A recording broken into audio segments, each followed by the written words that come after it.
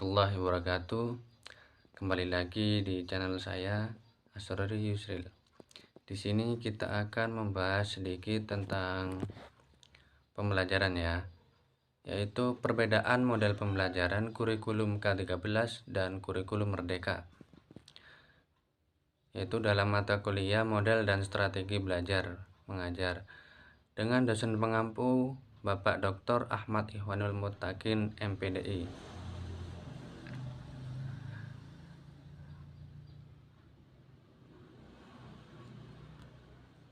Yang disusun langsung oleh saya sendiri, Muhammad Asrori Yusril Iza Maulana, dari Institut Agama Islam Syarifuddin, Wonorejo, Lumajang.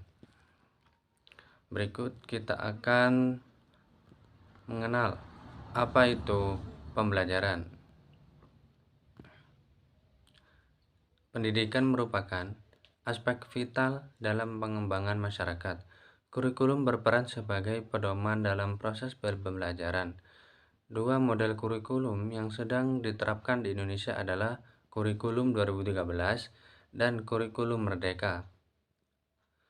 Masing-masing kurikulum ini memiliki pendekatan dan tujuannya yang berbeda-beda dalam mendidik siswa.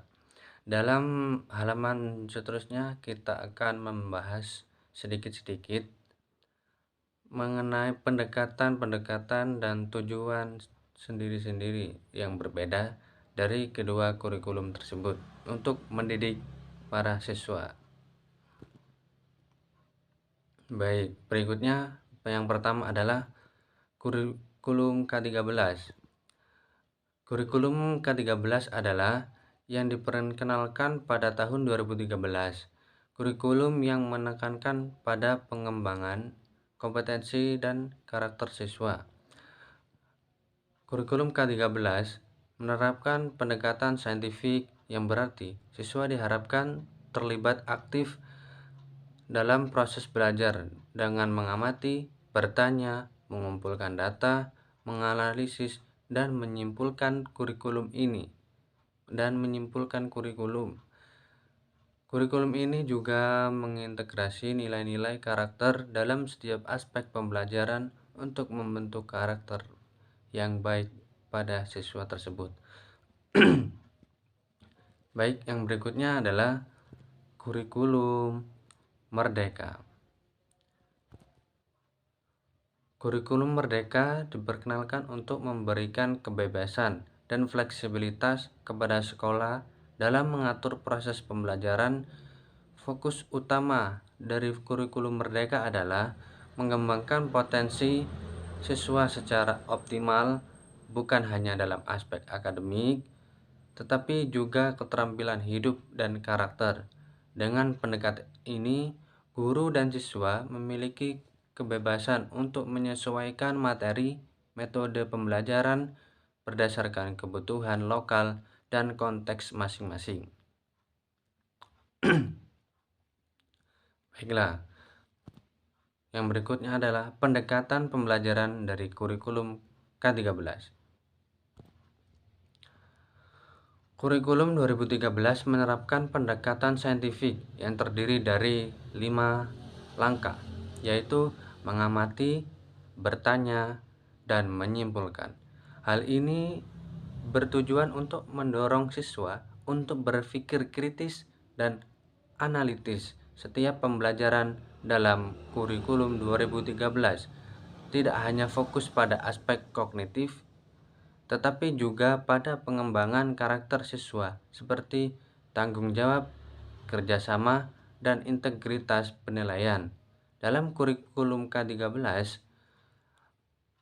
bersifat autentik dan berkelanjutan, yang berarti dilakukan secara berkala untuk mengukur pemahaman dan perkembangan siswa secara menyeluruh. Yang berikutnya adalah pendekatan pembelajaran kurikulum Merdeka.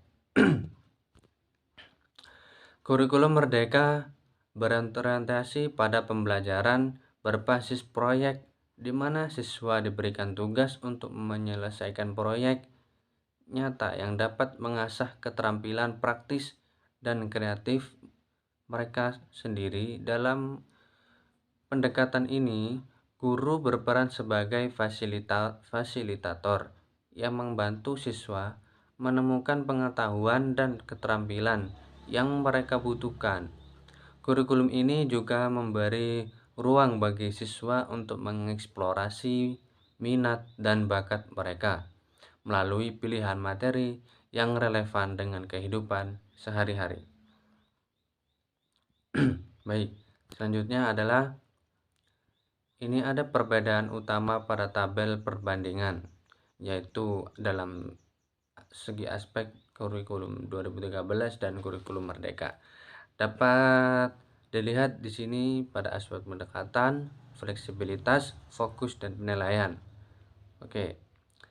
Yang selanjutnya adalah ini yang merupakan perbedaan ini menunjukkan bagaimana masing-masing model ini memiliki kekuatan dan tantangan yang berbeda yang dapat mempengaruhi pengalaman belajar siswa. Yang selanjutnya kita bahas kelebihan dan kekurangan dari masing-masing kurikulum. Yang pertama adalah kurikulum 2013. Kelebihan kurikulum 2013 terstruktur dan jelas sehingga memudahkan guru dalam melaksanakan pembelajaran, memperhatikan aspek karakter yang sangat penting dalam pembentukan moral siswa. Tapi ada juga kekurangan dari kurikulum ini, yaitu terkadang dianggap terlalu kaku dan tidak memberikan ruang bagi kreativitas siswa. Beban administrasi yang tinggi membuat guru terkadang kesulitan dalam mengimplementasikannya. Yang berikutnya, kelebihan dan kekurangan dari kurikulum Merdeka. Kelebihan dari kurikulum ini adalah memberikan fleksibilitas dan adaptabilitas, memungkinkan sekolah untuk menyesuaikan pembelajaran dengan kebutuhan siswa, mendorong pengembangan kreativitas dan inovasi siswa, menjadi proses pembelajaran yang lebih menarik. Adapun kekurangannya adalah tantangan dalam implementasi, terutama bagi guru yang belum terbiasa dengan pendekatan baru, memerlukan pelatihan dan dukungan yang cukup untuk memastikan keberhasilan pembelajaran.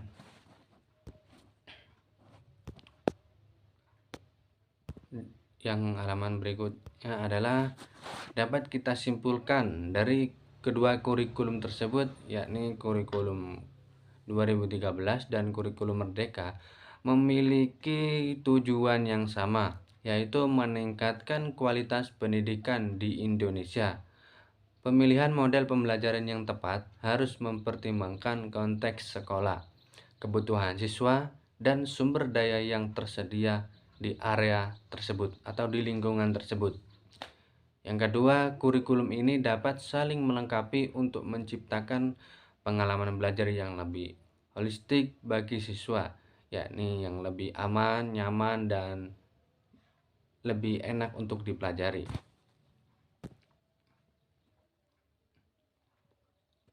Mungkin itu saja yang dapat saya sampaikan. Terima kasih.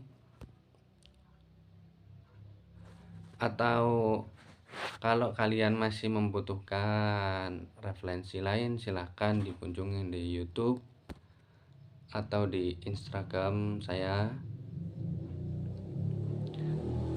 atau di TikTok, atau di akun lainnya. Terima kasih. Sebelumnya kalau ada kata-kata yang kurang dari saya mohon maaf yang sebesar-besarnya. Itu saja yang dapat saya sampaikan untuk sekarang. Akhirus salam. Wassalamualaikum warahmatullahi wabarakatuh.